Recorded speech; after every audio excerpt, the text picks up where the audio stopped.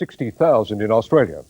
They're the Jehovah's Witnesses, and some of you will find them on your doorstep today, devoutly preaching their message and pressing their literature. But this morning you're going to meet some other witnesses with a very different message. They're victims of child abuse at the hands of Jehovah's Witnesses, and they accuse the church of not only covering up their complaints, but actively frustrating police investigations. For years, a curtain of silence and obstruction has protected pedophiles within the ranks of the Jehovah's Witnesses. Now that curtain has been drawn aside by the victims and by former elders, whose testimony implicates yet another church in this growing scandal. Our cover story is reported by Graham Davis.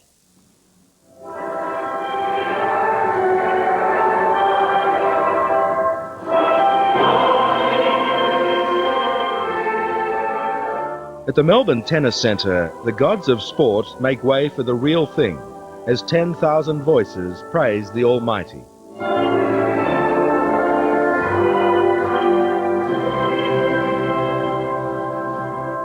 These are just some of the 60,000 or so Australians who belong to the Watchtower Bible and Tract Society, better known as the Jehovah's Witnesses. We need to be zealous as proclaimers of God's kingdom, shining as illuminators of the world. They're the clean-cut evangelists who appear at our doors, preaching Armageddon and the paradise to come for true believers.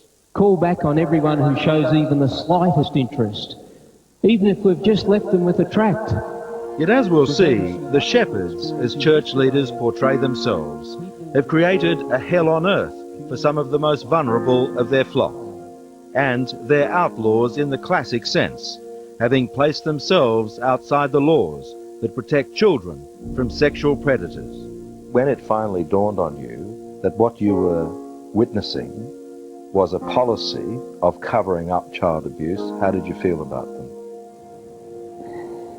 Devastated, disappointed, angry. Today, victims like Natalie Webb speak out for the first time, accusing the church of covering up the crimes against them. She was abused by her own father, Victor, an outwardly respectable member of the Bentley congregation in suburban Melbourne. My earliest memory is having a bath with my father, and he was touching me, and from other things around me I realised that I would have been about 4. 4 years old? 4, yeah. And how long did the abuse go on for? Till I was just turned 17. 17? Mm-hmm. And presumably it progressed from... just touching to intercourse, penetration. Natalie lived with her terrible secret until she was married, her father beaming like any other on her wedding day. Then, unable to bear it any longer, she told her story to this church elder, Maurice Hadley. Was there any suggestion whatsoever that the police be informed? None at all. The opposite, actually. Maurice said to me that the authorities shouldn't be notified because it would be a bad witness, and that they would be able to handle the situation. So Maurice Hadley told you quite specifically not to go to the police? Yes, and no psychiatrist or psychologist either for me, because I was having difficulties. Why did he ban psychiatrists or psychologists from seeing you? Because they're worldly and they are possibly satanic and could fill my head with rubbish. Incredibly, Natalie's story is the norm, not the exception, for child abuse victims in the Jehovah's Witnesses. Simon Thomas was 12 when he fell prey to this man, Robert Souter, of the Corrimal congregation on the New South Wales South Coast. Even when Souter admitted his crimes to church elders, he was allowed to continue as a Jehovah's Witness. He also continued to molest other children. Was there any suggestion that anybody go to the police over this? No, none at all. My parents spoke to elders locally. They spoke to travelling overseers, and they were told that they shouldn't go to the police, and the best thing to do would be to keep the congregation clean, not say anything, pray more, and leave it to Jehovah. How can you keep the congregation clean by keeping quiet and covering up something like this, when the person who's unclean is allowed back in? Well, I don't know. I don't know. Today, some disturbing answers. Clear evidence that the Watchtower Society routinely tries to pervert the course of justice in child abuse cases by obstructing police investigations. Well, this is my copy of Elder's book, and these are my handwritten notes taken down at the dictation from the circuit overseer. Jim Donald is a former church elder, now blowing the whistle on his fellow brothers, with details of an edict so sensitive it was never committed to paper. This was a letter to all bodies of elders. And it says here, child abuse confidential. What is it telling us there? It's saying to us here, if interviewed by social workers or police or other authorities, do not reveal if a confession has been made. Contact society immediately. So if a child abuser has said, yes, I did it, Yes. you're not to tell the police that. No, not at all. Do you think that's obstruction? Obviously. Obviously. Jim Donald is a justice of the peace who once spread Jehovah's word as a church elder in the northern New South Wales town of Glen Innes. Now he confines himself to spreading news of worldly matters on his paper round, having abandoned the church 4 years ago. We were to resist every approach by the authorities to willingly give over any information. And you knew, did you, that that was the agenda, that you were not to cooperate? Absolutely. You see, every instance like that is to be seen as an attack against pure worship and against Jehovah's name. And so what they call theocratic warfare is to take place. Theocratic warfare? Yes. What does that mean?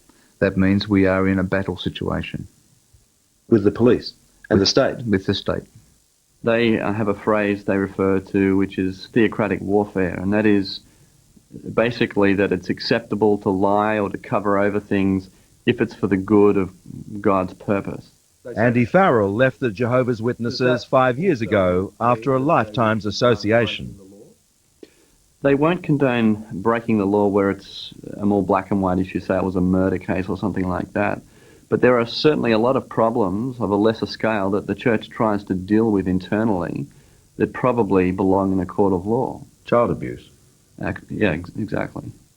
You've written here search warrants and subpoenas. Now, what did they tell you? They may make a forced entry into the hall. So we were encouraged to stand in front of the door and not to willingly open the door for them. Officially, the church denies all knowledge of the concept of theocratic warfare.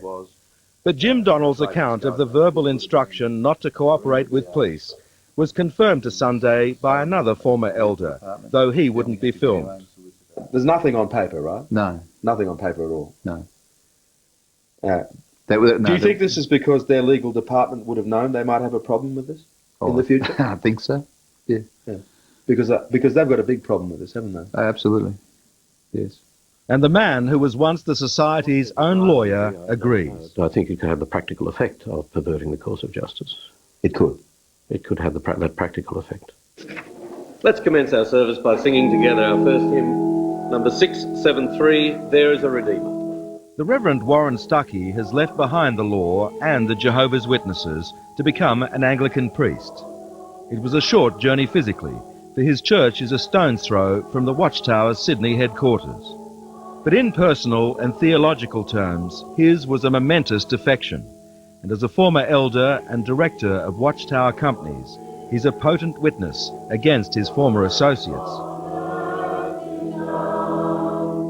I could imagine that if it was a case of any other crime like murder or something, that there would be full cooperation. And why, in this case, there is not, suggests that there is something that they're protecting. Protecting the church's reputation, or even protecting child abusers, perhaps. Or particular child abusers. The Jehovah's Witnesses, in fact, routinely shield pedophiles from the law, as in the case of Robert Souter, allowing them to offend again and again. It's been called a pedophile paradise. Would you agree with that? Yeah, I've heard that. Yeah. Would you agree with it? Yes. You would? Yeah. Pedophile paradise? Yes, You'd agree with that? I think that's true. So this was the body of the Kingdom Hall here. Yeah. And in the greatest betrayal of all, far from suffering the little children, the church has inflicted untold suffering that lingers into adulthood. I remember that the first time he actually touched me and did something to me, that was a real life-changing moment. It was terrible. I just knew it would never be the same after that. For years, Simon Thomas has privately nursed the hurt of a blighted childhood at the Kingdom Hall. Now he wants his story told of how the church protected his abuser, Robert Souter. It was supposed to be a really nice, safe place, but it wasn't for me or a lot of other kids. You now know, don't you, that after Souter was abusing you, he was abusing a whole host of others? Yes. How many? I know of 10 personally, but the police that I've spoken to have said there's around 40. 40 others? That they know of. After you? After me. If the church had listened to the pleas that you were making, how many of those kids could have been saved? Well, all of them. All of them? 40 kids? I think all of them could have been saved. Ingleburn, southwest Sydney, the Watchtower's Bethel or House of God, its sprawling Australian headquarters. More than 300 people live and work on this site that includes a publishing arm printing Watchtower material in 70 languages. In the legal department here, every instance of child abuse known to the church is carefully filed away, but it's not reported to the authorities. The church regards such cases as confidential. So, just how many child abusers are there on the files in there? Well, the church tells us pointedly it's none of our business. But at every turn in this investigation, we came across victims unwilling to speak out, not because of their abusers, but because of the church, fearful of losing their friends, even their families. The church calls it keeping the congregation clean, not of pedophiles, but of anything that damages the Watchtower's reputation. How do you think you're going to be treated by the church from now on? I don't know. It's yet to be seen. But I would rather say something than to just be quiet and wait any longer. Surprisingly, Simon still counts himself a witness, whereas Natalie Webb has left the church behind, unable to come to terms with the blind eye it turns to her father's depravity. Because my dad wanted me to have sex with animals and have lesbian liaisons and like all these things. And you told them that? Oh yeah. Yeah, they knew. And they said we don't need to know details to make a decision. We're being guided by God. Jehovah, our God of love, we come before your lofty throne and ask that we can be heard by you. But before we examine these cases in detail, some understanding is needed of what sets the Jehovah's Witnesses apart, what makes their critics doubt they'll ever be shamed into reform by the kind of allegations that have forced changes in the mainstream churches like the Anglicans and Roman Catholics. Amen. Is there any chance whatsoever that this organisation can reform itself? No. No. No. So if there's going to be any reform of their handling of child abuse, it's going to have to be imposed on them. Yes. God's enemies will never prevail over his loyal ones. The Jehovah's Witnesses, there's only one true religion, theirs. Jehovah God, the only God, his word in the Bible to be taken literally.